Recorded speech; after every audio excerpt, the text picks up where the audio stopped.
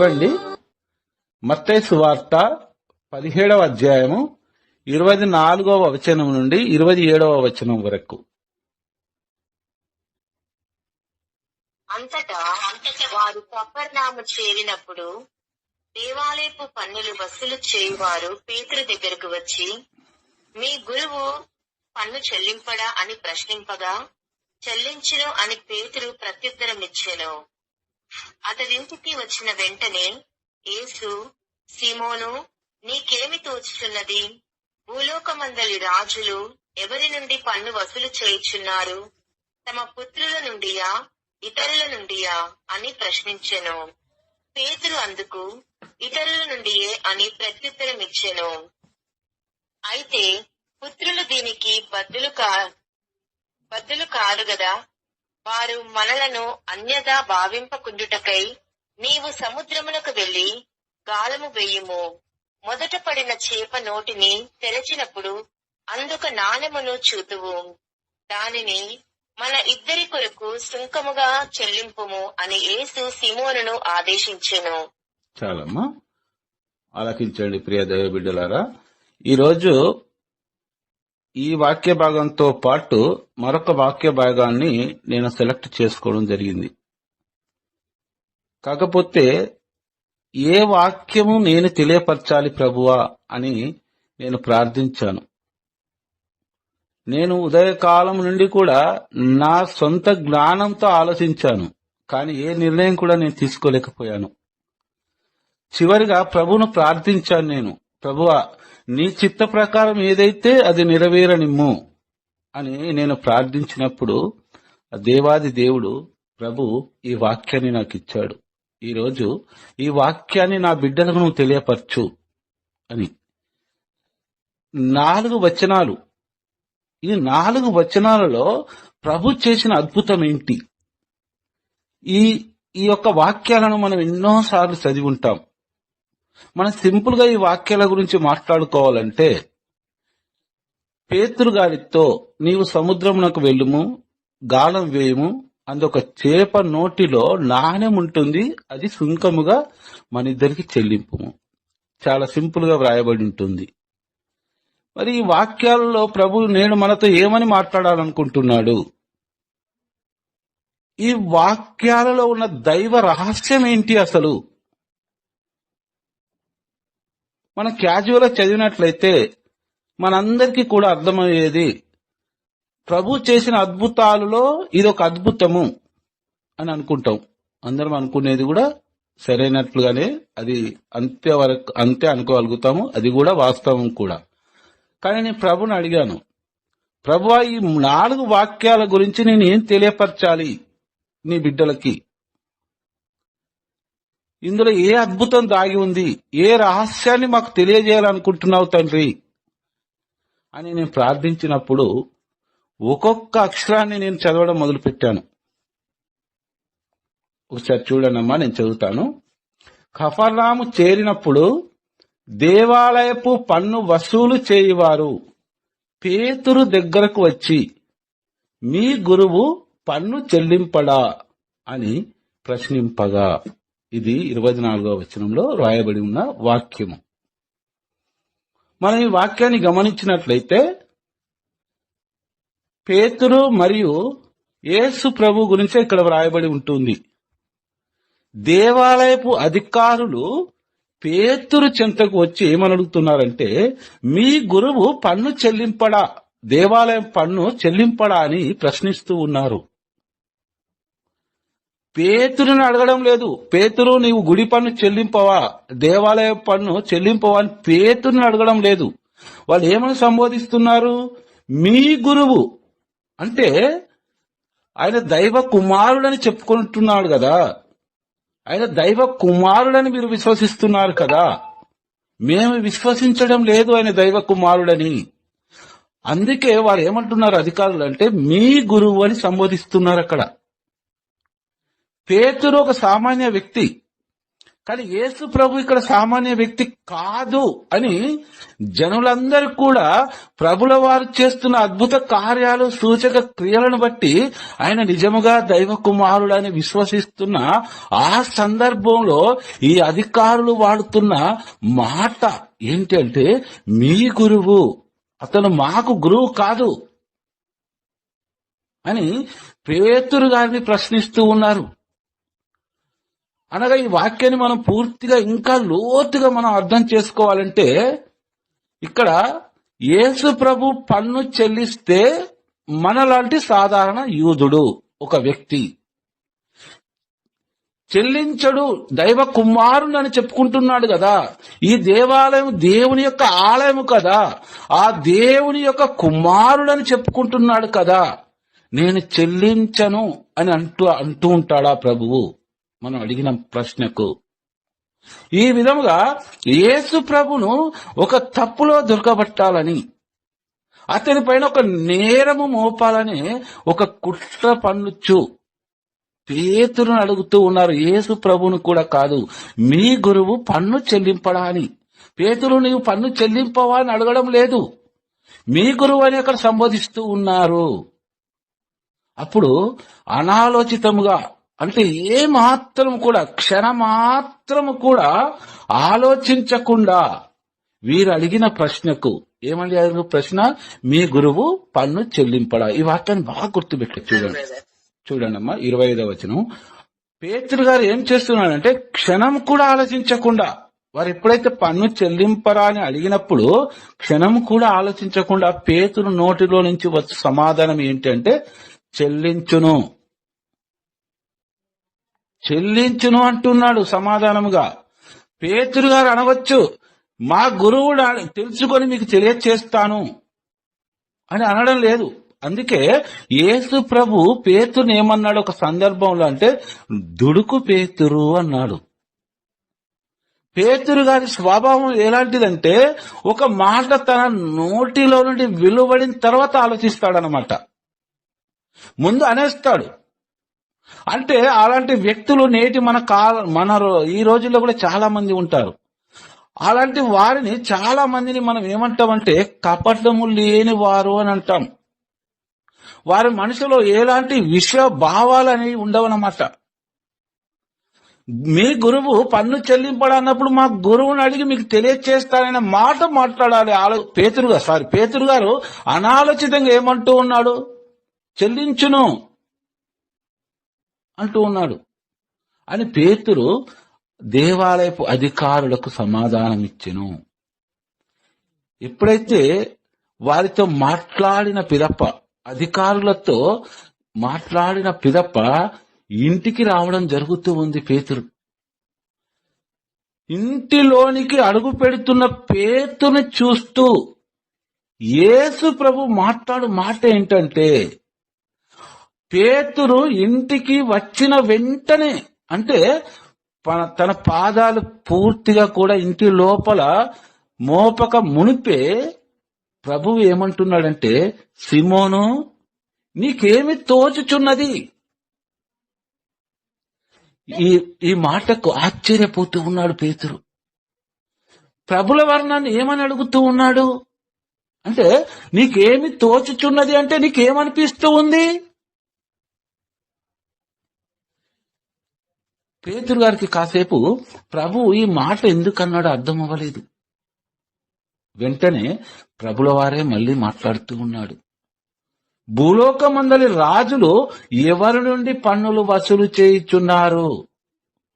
తమ పుత్రుల నుండియా ఇతరుల నుండియా అని పేతురును ప్రశ్నిస్తూ ఉన్నాడు యేసు ప్రభు. అప్పుడు అర్థమవుతోంది, అప్పుడు పూర్తిగా అర్థమవుతుంది పేతురు గారికి. ఏమర్థమవుతోంది? ఇతడు నిజముగా దైవ కుమారుడు. ఎక్కడో దేవాలయపు అధికారుల దగ్గర మాట్లాడిన మాటలు ప్రభుల వారికి ఎలా తెలుసు? సామాన్యమైన నాలాంటి మానవులకు తెలియదు. కానీ తాను చెప్పుతూ ఉన్నట్లుగా, తాను సువార్తను బోధిస్తూ ఉన్నట్లుగా ఇతను సాక్షాత్తు దైవ కుమారుడు. సిమోను నీకేమి తోచుచున్నది అంటే నువ్వేం ఆలోచిస్తూ ఉన్నావు? దేని గురించి? భూలోకమందలి రాజులు ఎవరి నుండి పన్నులు వసూలు చేస్తూ ఉన్నారు? ఈ భూలోకంలో ఉన్న రాజులు ఎవరి నుండి పన్నులు వసూలు చేస్తూ ఉన్నారు? వారి యొక్క పుత్రుల నుండియా, లేకపోతే ఇక్కడ 2 ప్రశ్నలు అడుగుతూ ఉన్నాడు ప్రభుల వారు. ఏమని? వారి పుత్రుల నుండియా లేక ఇతరుల నుండియా అంటే యూదా ప్రజల నుండియా అంటే పేతురు గారు అందుకు సమాధానముగా ఇతరుల నుండియే ప్రభువు అని ప్రత్యుత్తరం ఇచ్చెను. ప్రభుకు, యేసు ప్రభునకు ప్రజల నుండే పన్నులు వసూలు చేస్తూ ఉన్నారు అని పేతురు సమాధానం ఇచ్చినప్పుడు ప్రభు ఈ విధంగా అంటున్నాడు, అయితే పుత్రులు దీనికి బద్దులు కారు కదా. కేవలము ఈ లోక రాజుల యొక్క పుత్రులే పన్ను చెల్లించకుండా ఉండడం న్యాయబద్ధమైతే, కానీ నేను సర్వ సృష్టికర్త అయిన సర్వేశ్వరుని యొక్క ఏకైక కుమారుని కదా, ఆ ఆలయం నాది కదా, నేను దేవుని కుమారుడను కదా,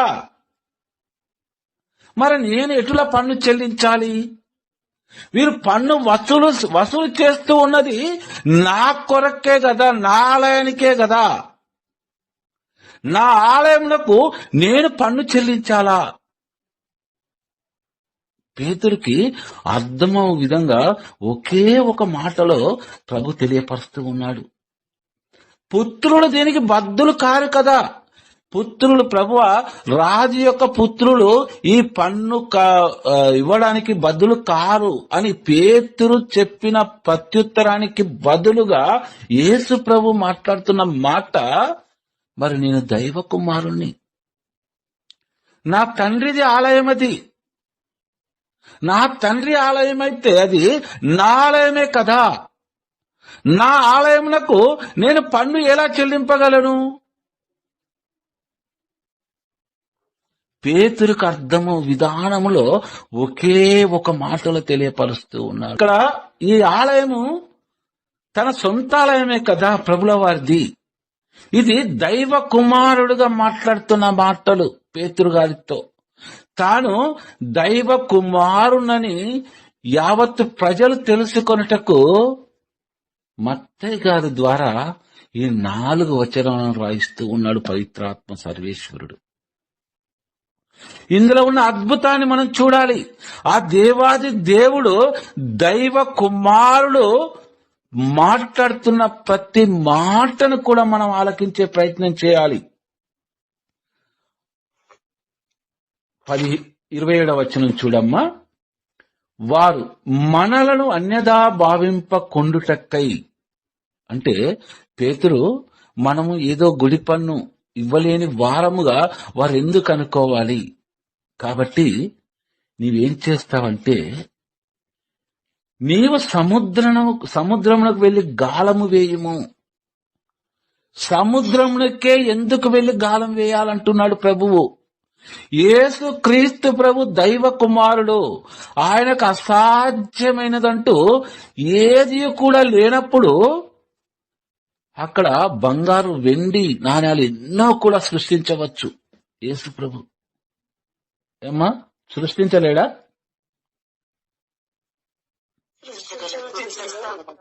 కానీ సముద్రమునకు గాలము తీసుకొని వెళ్ళమంటున్నాడు. ఈరోజు ప్రభు యొక్క మాటలు మనకెప్పుడైతే ఒక్కొక్కసారి మనకు అనిపిస్తూ ఉంది, ఈ వ్యక్తి దగ్గరికి వెళ్తే మనకు పని అవుతుందా? కాదు అని ఆ వ్యక్తిని మనం నిరాకరిస్తాము. లేదా మనకంటే కొద్ది తక్కువ స్థాయిలో ఉన్న ఒక వ్యక్తిని చూసి ఈ వ్యక్తితో మాట్లాడితే మనకి ఏమొస్తుంది అంటే, మన సింపుల్ గా చెప్పాలనుకుంటే మనకి ఏమీ దొరకదు, ఏమీ ఉండదు ఆ వ్యక్తి దగ్గర అని సమయమే వృధా చేయడం వేస్ట్ అని సందర్భాలు మనకు చాలా ఉంటాయి. ఒక మానవ మాత్రం మనం ఆలోచిస్తాము. కానీ ఇక్కడ పేతుర్ని సముద్రమునకు గాలము పట్టుకొని వెళ్ళమంటున్నాడు ప్రభు. పేతురు అనుభవం గల ఒక గొప్ప జాలరి.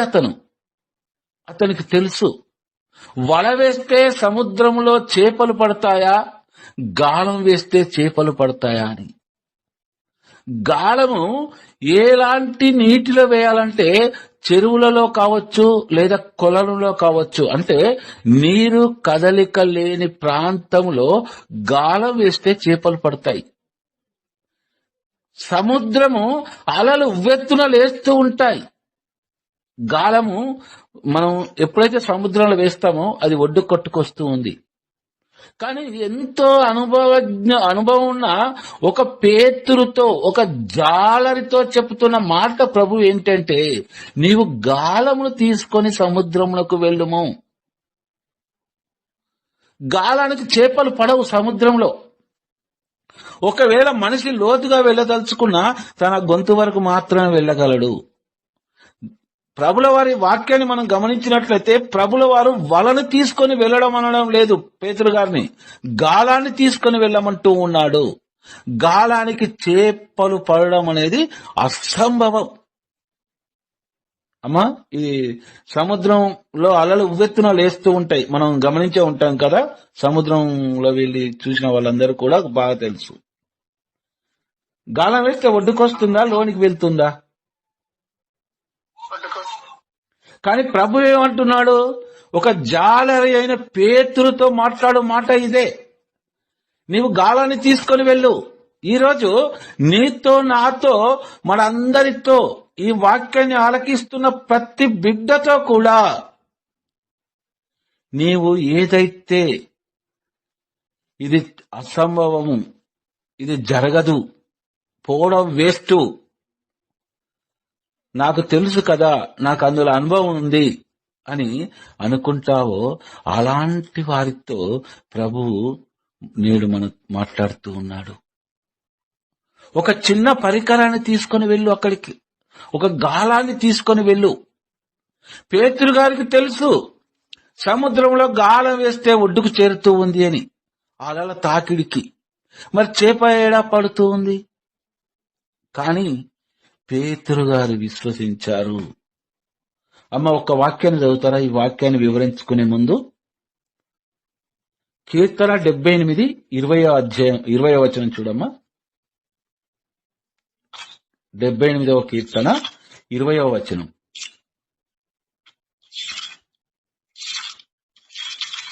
దేవుడు బండను చరిచినప్పుడు నీళ్లు ప్రవాహముగా పారిన మాట నిజమే, కానీ అతడు మనకు అన్నమును కూడా దయచేయగలడా, మాంసమును కూడా పెట్టగలడా అని పలికిరి.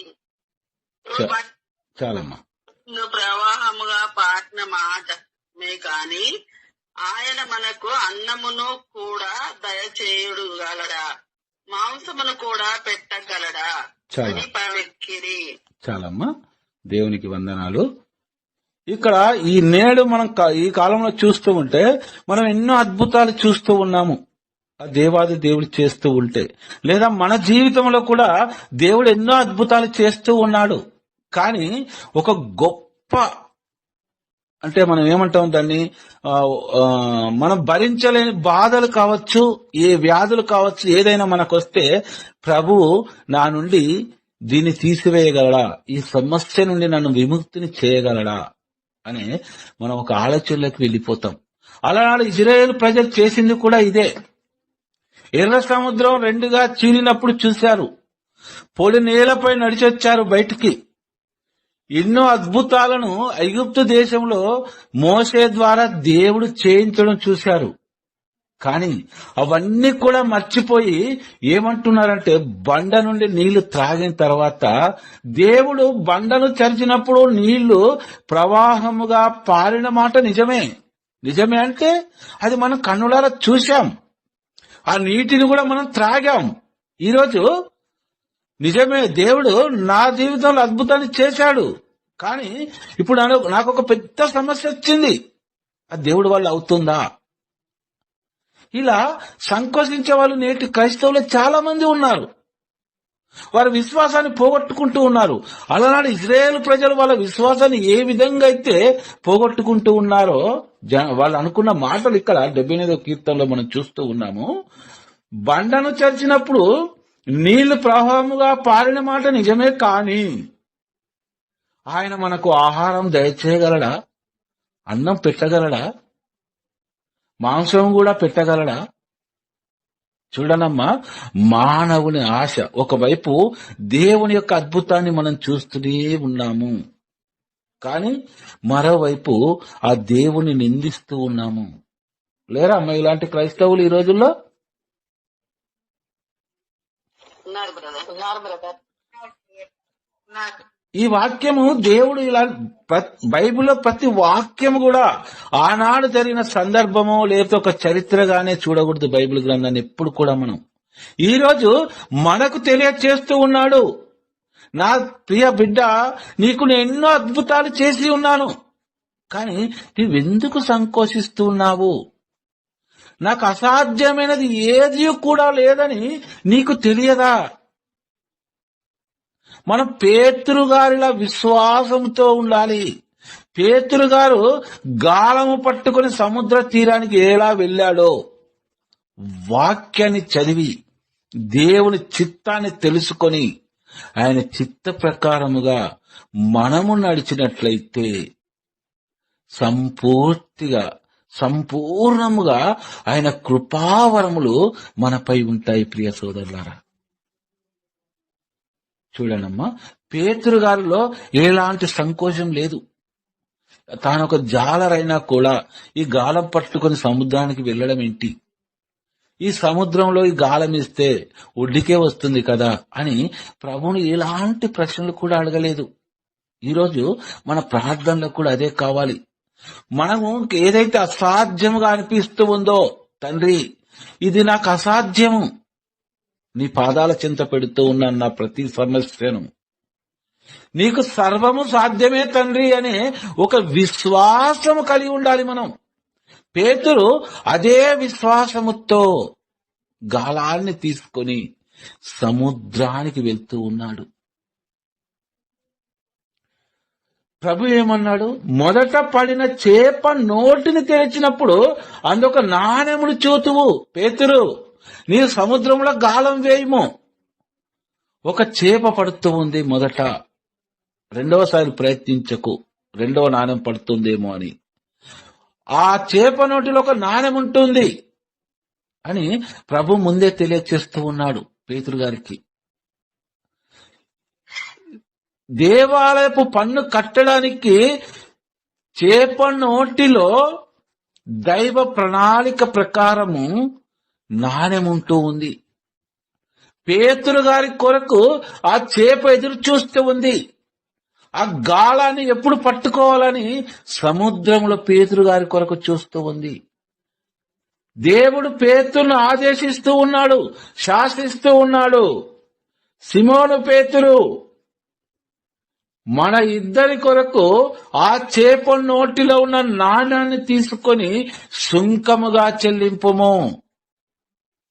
ప్రభు ఈరోజు మనతో మాట్లాడుతున్న మాట కూడా ఇదే, మనల్ని ఆదేశిస్తూ ఉన్నాడు.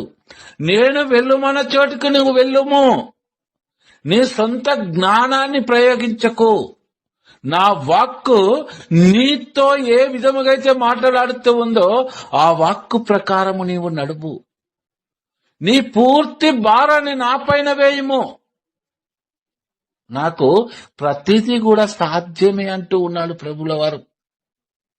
పేతురు గారు ఎలాంటి సంకోచం లేకుండా ప్రభు యొక్క ఆజ్ఞానుసారము, ప్రభు ఆదేశించినట్లుగా ప్రభు ఆజ్ఞకు శిరస వహించి సముద్రంలో గాలం వేశాడు. కాబట్టి చేప నోటిలో నాణ్యాన్ని చూలగడిగాడు. ప్రియదైవ బిడ్డలారా, ఈరోజు మన ప్రార్థన కూడా, మన విశ్వాసము కూడా దేవుని పైన అలా ఉండాలి.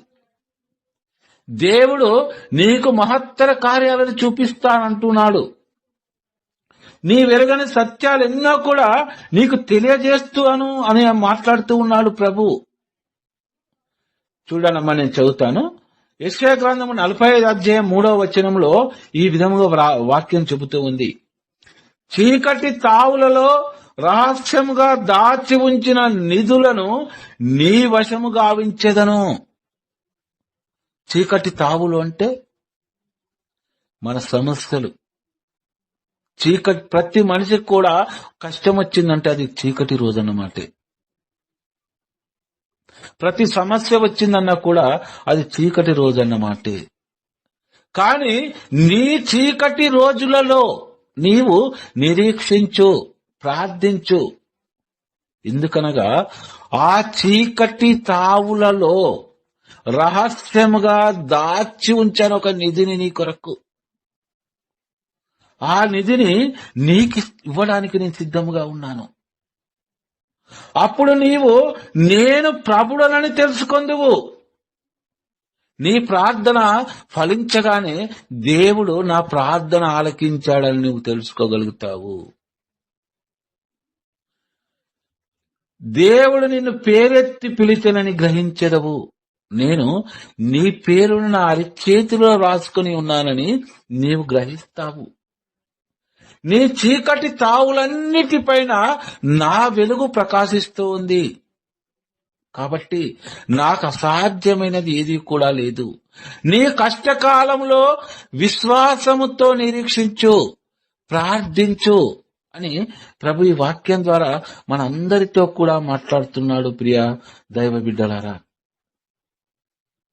పేతురు గారు గాలం వేయగానే చేప నోటిలో ఒక నాణాన్ని చూస్తూ ఉన్నాడు. ఆకాశం వైపు తన కన్నులెత్తి దేవునికి కృతజ్ఞతాస్తుతులు చెల్లిస్తూ ఉన్నాడు. చూడండమ్మా, తన కుమారుడు గుడి పన్ను కట్టడానికి దైవమే నాణ్యాన్ని పంపిస్తూ ఉంది. అర్థమవుతుందా అమ్మ వాక్యము?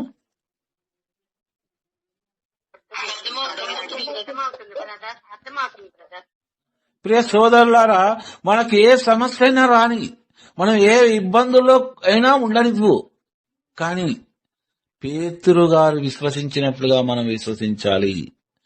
దైవ జ్ఞానం వేరు, మన జ్ఞానం వేరు.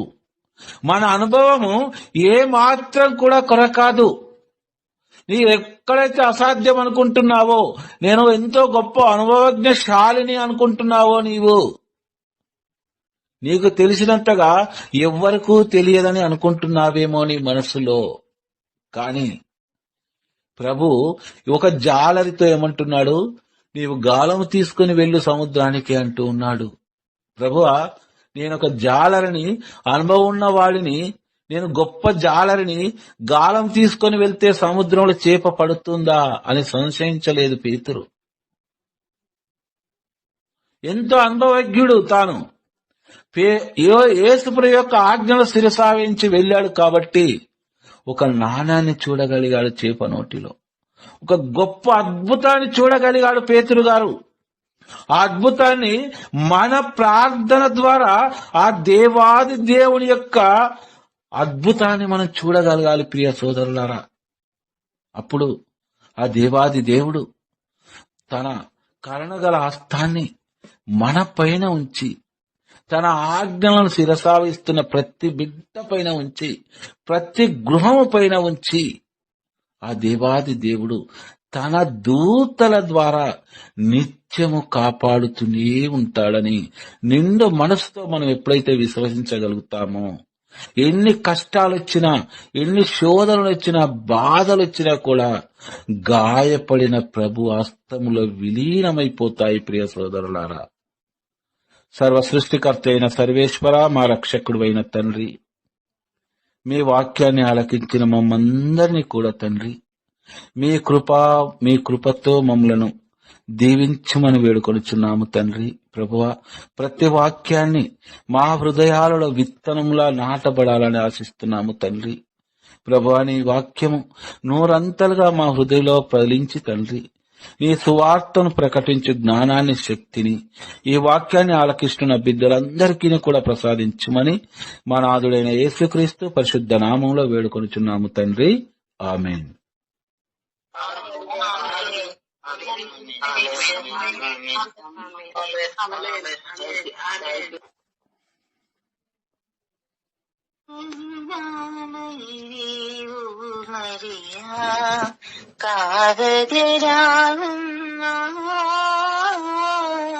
దయగల మాతవు మరియా దయతో చూడమ్మా, నీ బిడ్డలను కరుణించు, కష్టము నుండి కాపాడు, నీ బిడ్డలను కరుణించు, కష్టము నుండి కాపాడు.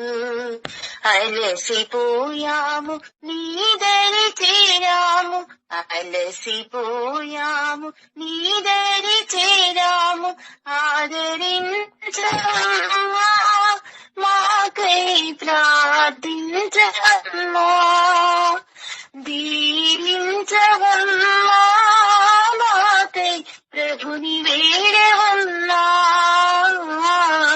కరుణామయిరేవు మరియా కావగరావమ్మా,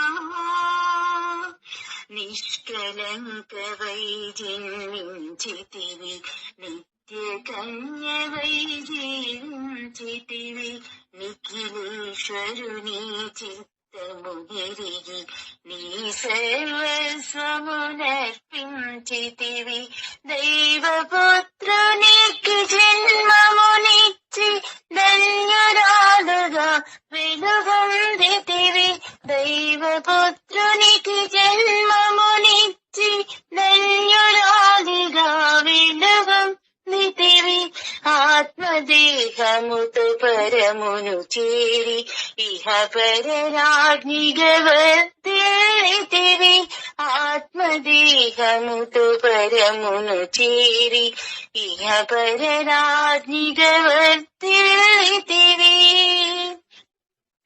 ఆదరించవమ్మా, మాకై ప్రార్థించవమ్మా, దీవించవమ్మా, మాకై ప్రభుని వేడవమ్మా, కరుణామయివేవు మరియా కావగరావమ్మా, దయగల మాతవు మరియా దయతో చూడమ్మా, చీకటి కమ్మిన జగతిని బ్రోవ దర్శనమిచ్చి బోధించితివి, పరమార్థమునే ప్రజలకు తెలిపి నీతి మార్గమును సూచించితివి, చీకటి కమ్మిన జగతిని బ్రోవ దర్శనమిచ్చి బోధించితివి, పరమార్థముని ప్రజలకు తెలిపి నీతి మార్గమును సూచించితివి, వ్యాధులు పాపి చింతలు తీర్చి స్వస్థత వరములు సమకూర్చితివి, వ్యాధులు పాపి చింతలు తీర్చి స్వస్థత వరములు సమకూర్చితివి, మాతృమూర్తివై కరములు చాచి అమృత వర్షం కురిపించితివి, మాతృమూర్తివై కరములు చాచి అమృత వర్షం కురిపించితివి.